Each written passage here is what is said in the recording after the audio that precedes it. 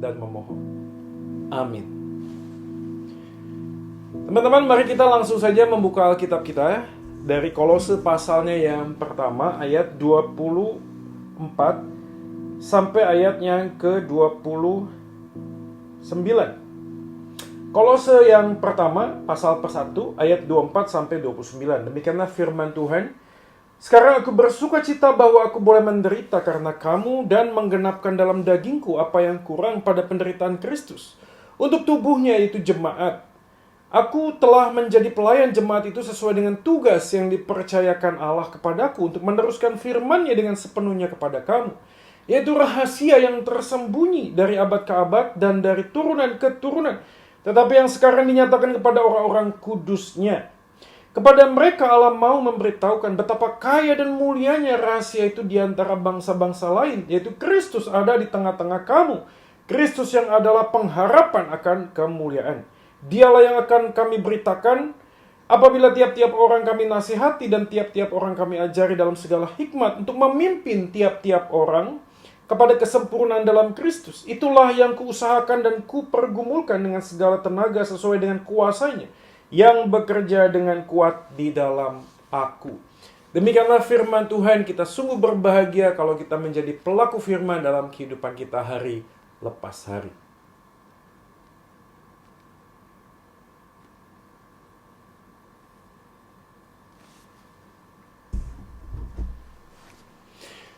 Nah, teman-teman sekalian, apa kabar?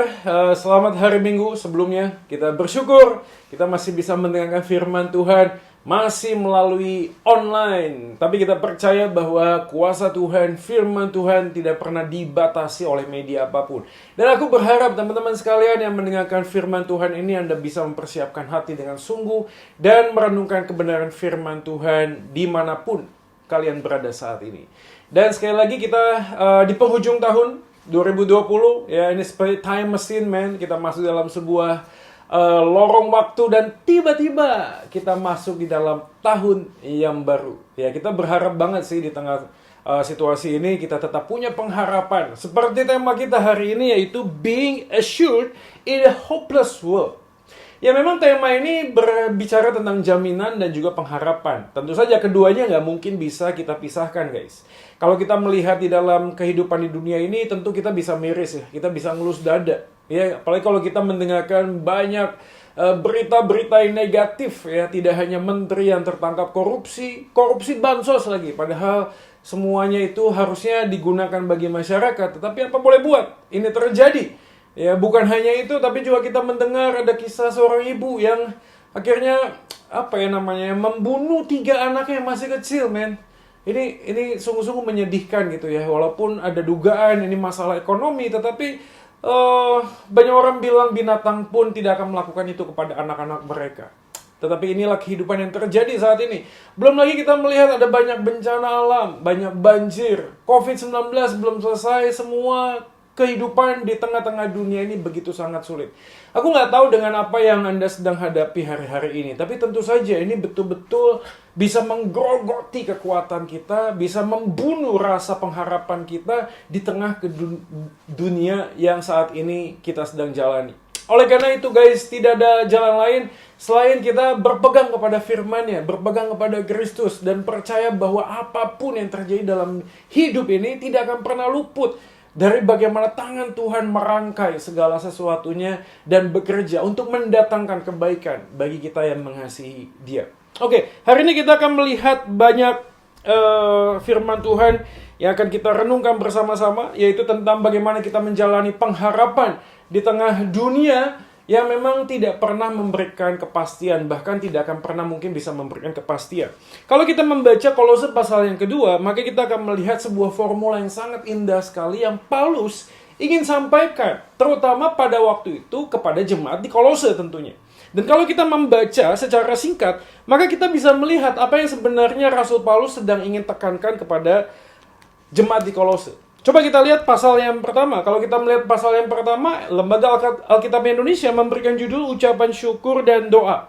Ya, Paulus ingin mengingat betapa kebaikan kasih Tuhan kepada jemaat di Kolose sehingga mereka boleh bertumbuh dan semakin hari semakin mengasihi Tuhan. Dan tidak hanya itu, teman-teman sekalian, kalau kita melihat di dalam ayatnya yang ke 3-5, saya bacakan pasal 1 ayat 3-5, kami selalu mengucap syukur kepada Allah Bapa Tuhan kita Yesus Kristus setiap kali kami berdoa untuk kamu. Karena kami telah mendengar tentang imanmu dalam Kristus dan tentang kasihmu terhadap semua orang kudus oleh karena pengharapan yang disediakan bagi kamu di sorga.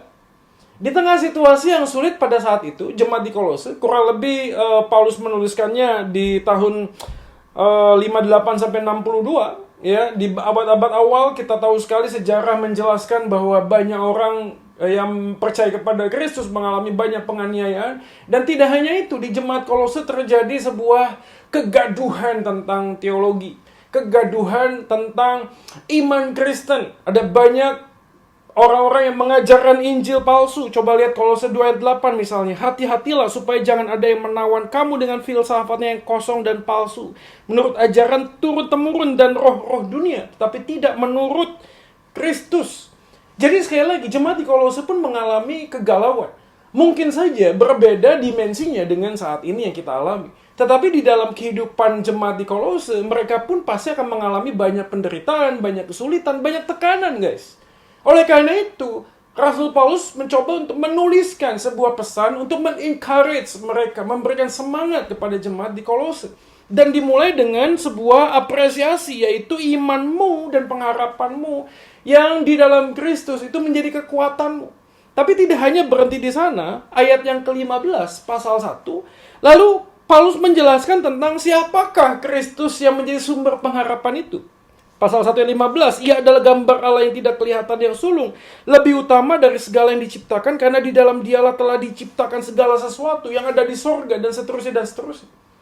Paulus ingin memberikan sebuah penjelasan tentang dimensi dan sisi kehidupan Kristus, tentang pribadi Kristus yang dikaitkan dengan otoritas, pemegang segala kuasa, pencipta segala sesuatu, bahwa di dalam dunia ini, di bawah kolong langit ini, Kristuslah yang menjadi sumber atas segala sesuatu, yang menciptakan negeri ini, menciptakan bumi ini. Dialah yang menopang segala sesuatu yang terjadi. Maka kalau kita melihat formula yang sangat penting pada saat Paulus menjelaskan tentang mengucap syukur, iman percaya kepada Kristus, pengharapan yang pasti, dikaitkan dengan siapa Kristus, memberikan kepada kita sebuah pesan bahwasanya sebuah pengharapan yang pasti itu hanya bisa kita jalani ketika kita tahu siapa yang berotoritas di dalam hidup. Apakah saudara sekalian yang melihat video ini percaya bahwa Kristus yang memegang otoritas di dalam kehidupan kita?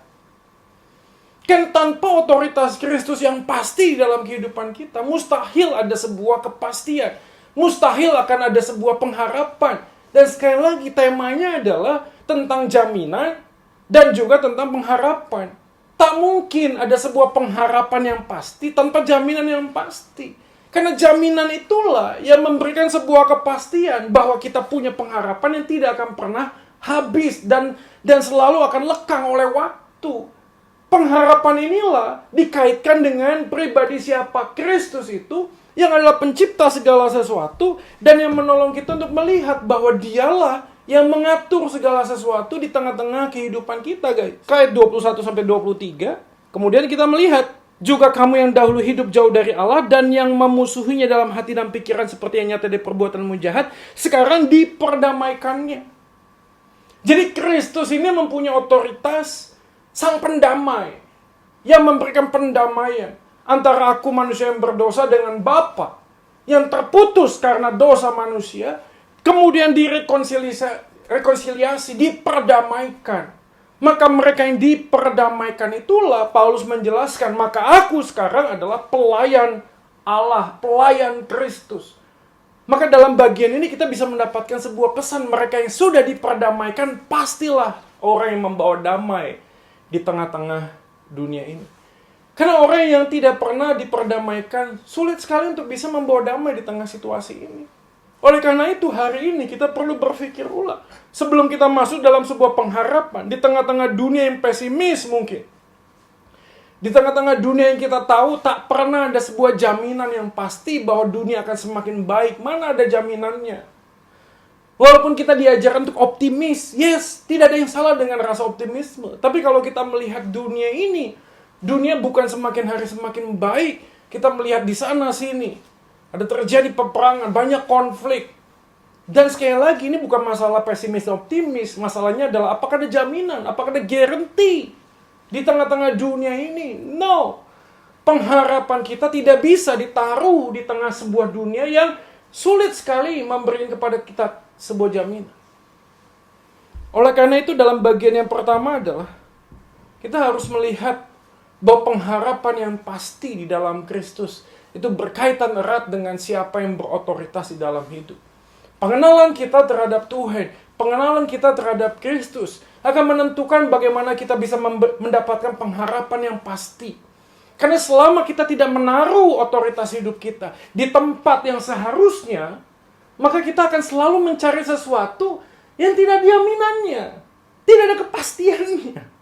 Dan kita tidak ada bedanya dengan orang di dunia ini, guys. Kita menjadi orang yang sama saja, yang mencari segala sesuatu yang tidak pasti. Coba kita melihat di dalam kisah Firaun. Coba lihat, di Keluaran pasal yang pertama ada sebuah kejadian sangat luar biasa. Keluaran pasal 1. Saya akan bacakan ayat yang ke-8. Kemudian bangkitlah seorang raja baru memerintah tanah Mesir, yang tidak mengenal Yusuf. Berkata raja itu kepada rakyatnya, bangsa Israel sangat banyak, dan lebih besar jumlahnya daripada kita. Marilah kita bertindak dengan bijaksana terhadap mereka, supaya mereka jangan bertambah banyak lagi. Dan jika terjadi peperangan, jangan bersekutu nanti dengan musuh kita dan memerangi kita, lalu pergi dari negeri ini. Keluaran pasal 1 menjelaskan tentang perjalanan ketika Yusuf menjadi pemimpin di Mesir. Lalu kemudian Yakub dan saudaranya pindah ke Mesir.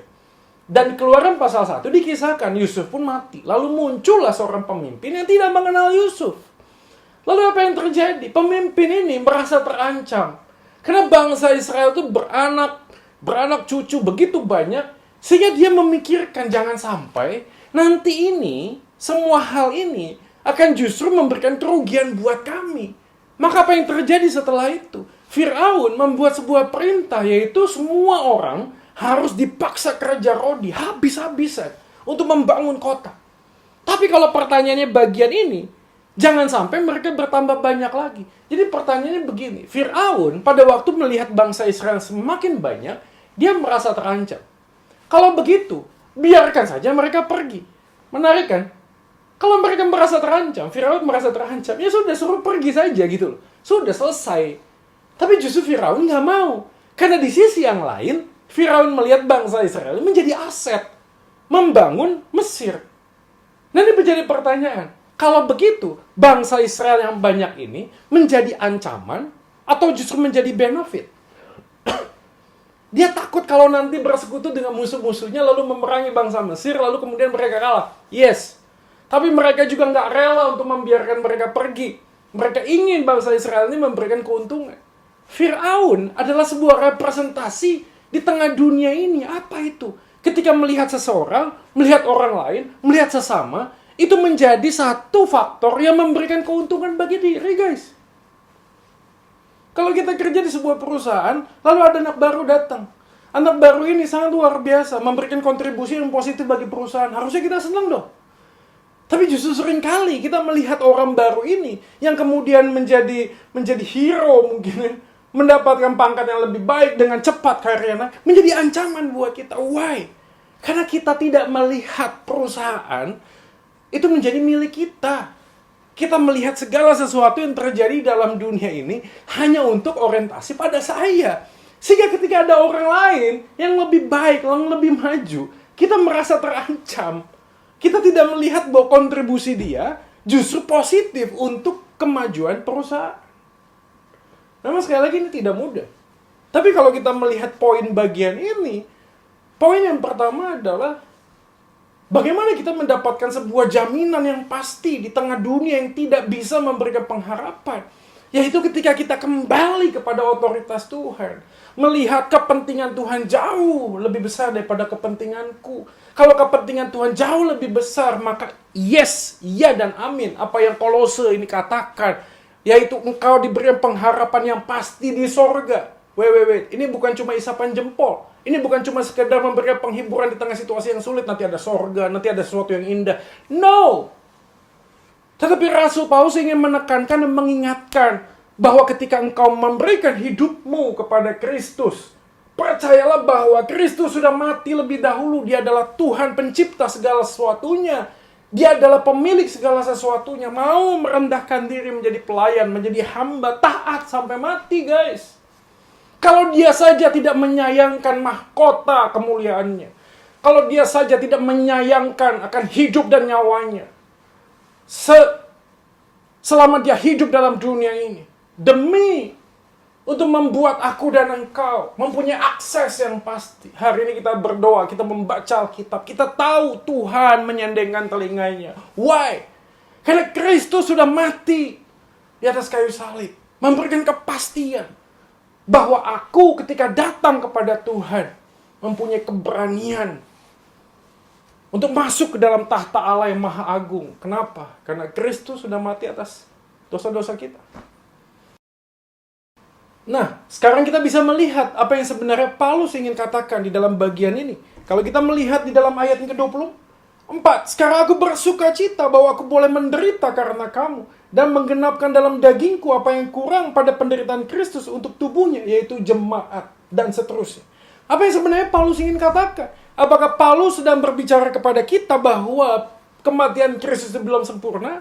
No. Yang mau sebenarnya Paulus ingin sampaikan kepada kita adalah justru di dalam kesempurnaan Kristus, di dalam penderitaan yang sudah sempurna itu, Paulus ingin hidup dan hadir di dalam penderitaan Kristus tersebut. Bagaimana caranya dengan memberitakan tentang penderitaan Kristus? Maka kalau kita melihat bagian ini, kita sadar sekali bahwa sesungguhnya kata bersuka cita justru disampaikan oleh Paulus ketika dia sedang mengalami penderitaan. Apakah Paulus tidak sedang menunjuk pada penderitaan Kristus tidak sempurna? No. Paulus ingin hidup menggenapi apa yang sudah dinyatakan oleh Kristus dalam penderitaan yang sempurna. Dengan cara apa? Hidup menderita bersama dengan Dia.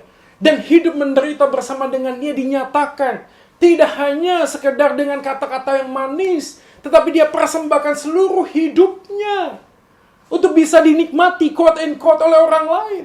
Dia hidup membagi hidupnya, bukan hanya sekedar mengajarkan sebuah kebenaran, tetapi menghidupi kebenaran itu dan orang lain bisa mencicipi kehidupan di dalam kebenaran melalui kehidupan Kristus.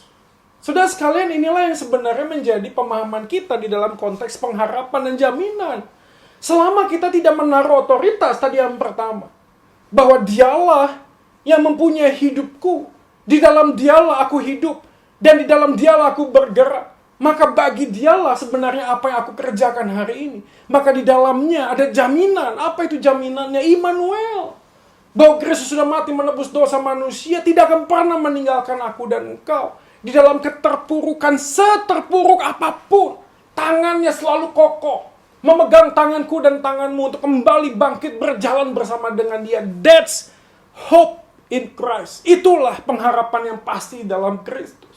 Nah, dalam bagian yang kedua ini, Paulus ingin menekankan, maka aku bersuka cita bahwa aku boleh menderita. Dia tidak hanya sedang menyampaikan. Jemaat di Kolose tahu sekali apa yang terjadi dalam bagian ini. Maka pada waktu kita membaca misalnya ayat yang ke-26. Aku telah menjadi pelayan jemaat itu, ayat 25. Sesuai dengan tugas yang dipercayakan Allah kepadaku untuk meneruskan firman-Nya dengan sepenuhnya kepada kamu, yaitu rahasia yang tersembunyi dari abad ke abad, dari turunan ke keturunan. Ayat ke-27, kepada mereka Allah mau memberitahu betapa kaya dan mulianya rahasia itu. Kata rahasia diulang 2 kali di sini, guys. Apa yang sebenarnya rahasia? Apa yang sebenarnya Paulus ingin tekankan kepada jemaat di Kolose? Bahwa mereka orang-orang Yahudi yang dahulu di dalam perjalanan masa lalu mendengar tentang hukum Taurat Musa. Hukum Taurat yang bicara tentang aturan, yang mendidik bangsa itu. Tapi mereka lupa bahwa hukum Taurat menunjuk kepada penggenapan, yaitu Kristus. Yang kedua, mereka bicara tentang beribadah ke bait Allah. Mereka membawa kambing domba, memberikan hewan, supaya mereka boleh diterima oleh Allah. Padahal itu semuanya menunjuk kepada Kristus Sang Mesias yang adalah anak domba Allah. Mereka bicara tentang perjalanan, dilepaskan dari perbudakan. Dari satu tempat ke tempat yang lain, melihat mujizat pengalaman yang sangat luar biasa. Oi, ini bukan tentang pengalaman dan mujizat, ini tentang Kristus yang menyatakan dirinya. Dari tiga hal ini, sebenarnya itulah rahasia yang Paulus beritakan kepada jemaat di Kolose. Seakan-akan Paulus ingin mengatakan demikian. Aku bersuka cita. Bukan karena aku bisa melakukan hukum Taurat. Aku bersuka cita. Bukan karena aku pernah dibebaskan dari perbudakan. Aku bersuka cita bukan karena aku tidak lagi datang ke bait Allah membawa kambing domba. No, yang Paulus ingin beritakan, aku bersuka cita justru karena aku menderita bersama di dalam penderitaan Kristus. Aku bersuka cita kenapa? Karena hidupku punya makna, punya arti dengan memberitakan Injil Kristus. Disitulah aku bersuka cita. Guys, inilah hope, inilah pengharapan yang pasti. Di tengah dunia yang tidak bisa memberikan pengharapan, Kristus datang membentangkan tangannya kepada engkau. Dan mengatakan di dalam aku ada jaminan yang pasti. Bersandarlah kepadaku, jangan kepada dunia ini. Bersandarlah kepadaku, bukan kepada hukum Taurat. Yang hanya mengatur kehidupan kita, justru membebani kita. Bersandarlah kepadaku, bukan kepada pengalaman. Yang dulu mungkin Anda pernah mengalaminya. Mujizat demi mujizat, jangan bersandar pada pengalaman itu. Paulus ingin mengatakan jangan bersandar hanya dengan liturgi datang ke bait Allah. Karena itu pun akan membuatmu bosan, jenuh. Tapi bersandarlah kepadaku. Guys, ayo dong.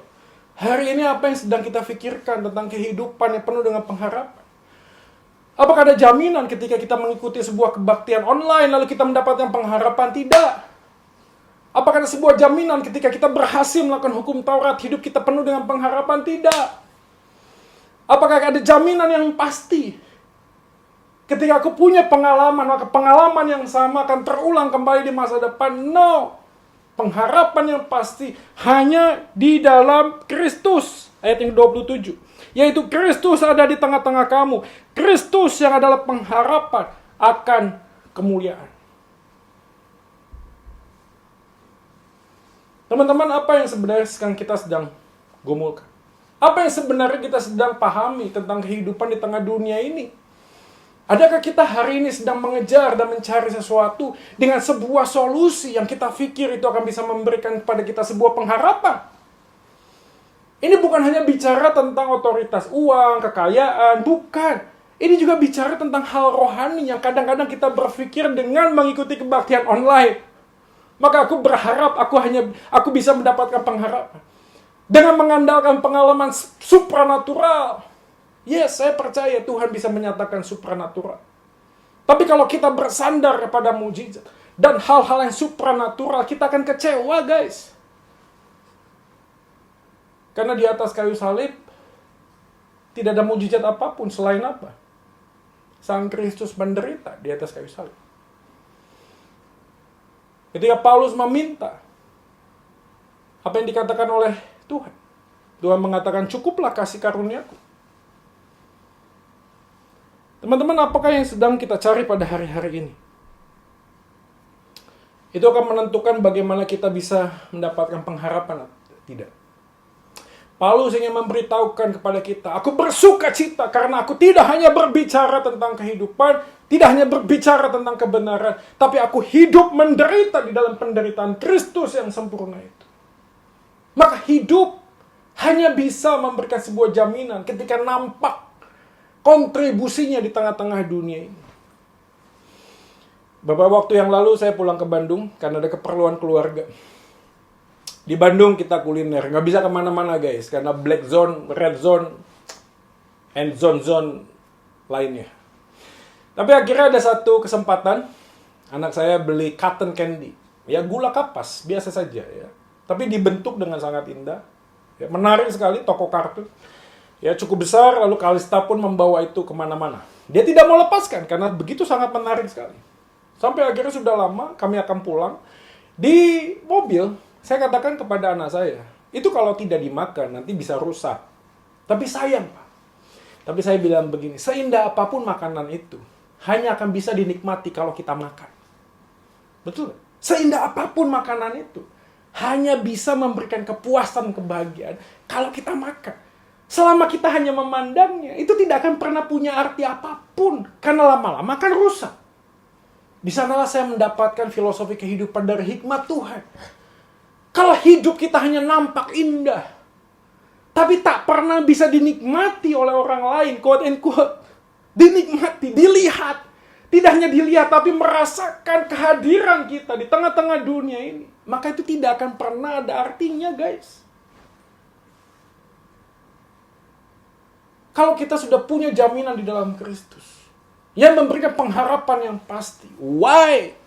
Kenapa kita hanya tinggal di dalam dan tidak pernah reaching out? Oke, pandemi, yes. Tapi apakah tidak ada cara lain? Ada cara lain. Banyak cara lain yang kita bisa lakukan untuk memberitakan Injil. Tetapi menjadi poinnya bukan hanya memberitakan Injil, tetapi menghidupi Injil di dalam kehidupan kita, guys. Sehingga pada waktu kita menghidupi Injil, kasih Tuhan yang meluap-luap itu tidak hanya melihat kepada diri kita, tetapi kepada orang lain. Karena hidup yang bisa dinikmati oleh orang lain, justru itulah hidup yang Kristus ingin nyatakan kepada kita. Bukankah demikian yang Yesus lakukan di atas kayu salib? Dia memberikan nyawanya dan hidupnya. Bukan hanya dia bicara tentang kebaikan, kasih, dan kebenaran. Tetapi Kristus memberikan hidupnya yang satu-satunya. Supaya aku dan engkau hari ini bisa berbagian, bisa mendengarkan firman, bisa berdoa kepada Tuhan dan dia mendengarkan setiap doa kita. Karena Kristus sudah memberikan hidupnya. Jikalau hari ini kita tidak memberikan hidup kita yang satu kali, lalu apalah arti hidup ini, teman-teman sekalian? Selain kita tidak mempunyai sebuah jaminan pengharapan, kita hanya terus melihat kepada diri kita sendiri. Kita hanya terus melihat tentang siapa kita dan bagaimana kita bisa memperkaya diri kita. Kita hanya terus melihat mimpi kita tanpa kemudian melihat kontribusi di tengah-tengah dunia ini. Paulus mengatakan, sekarang aku bersuka cita, aku boleh menderita karena kamu. Menggenapkan apa yang di dalam penderitaan Kristus di atas kayu salib yang sudah sempurna diberitakan melalui kehidupan Rasul Paulus. Maka berkali-kali Paulus mengatakan ayat yang ke-27, Kristus ada di tengah-tengah kamu. Kristus yang adalah pengharapan akan kemuliaan. Di dalam Kristuslah ada jaminan yang pasti. Di dalam Kristuslah ada pengharapan yang pasti. Karena tak mungkin ada pengharapan tanpa sebuah jaminan. Dan Kristus sudah menjamin hidupku dan hidupmu di dalam kehidupannya yang dia berikan kepada kita, saudara sekalian. Maka siapapun hari ini yang melihat video ini, aku berdoa, kiranya hatimu dilembutkan, mendengar ketukan yang lembut dari Yesus. Dia ingin masuk ke dalam hatimu, menjadi Tuhan dan Juru Selamat, menopang hidupku dan hidupmu. Seterpuruk apapun kehidupanmu hari-hari ini, dia tak pernah meninggalkanmu. Ini berita Natal yang istimewa. Immanuel, Allah menyertai aku dan engkau. Dia berjalan bersama dengan kita. Tak pernah meninggalkan kita. Jaminan yang pasti, memberikan pengharapan. Maka optimisme kita bukan di tengah dunia. Optimisme kita tidak hanya di dalam vaksin. Optimisme kita tidak hanya di dalam regulasi pemerintah. Optimisme kita yang sesungguhnya ada di dalam Kristus. Yang memegang kehidupanku dan kehidupanmu. Yang punya otoritas yang penuh. Yang menciptakan segala alam semesta ini. Yang tidak pernah meninggalkan perbuatan tangannya. Bahkan dia yang sudah memberikan nyawanya. Supaya hari ini kita bisa belajar untuk memberikan hidup kita kepada orang lain. Dimanapun Anda berada hari ini, aku berdoa. Kiranya kasih Tuhan melingkupi setiap hidup kita. Sehingga jaminan yang pasti di dalam Kristus memberikan pengharapan, yang memberikan damai dan sukacita yang benar di dalam Dia. Kiranya Tuhan Yesus memberkati firman-Nya, dan izinkan saya juga mengucapkan selamat Hari Natal dan juga menyongsong tahun baru 2021. Mari kita berpegang tangan, guys, bersama-sama berderap maju, melihat dan memandang kepada Kristus yang hari ini ada bersama dengan kita. Mari kita berdoa.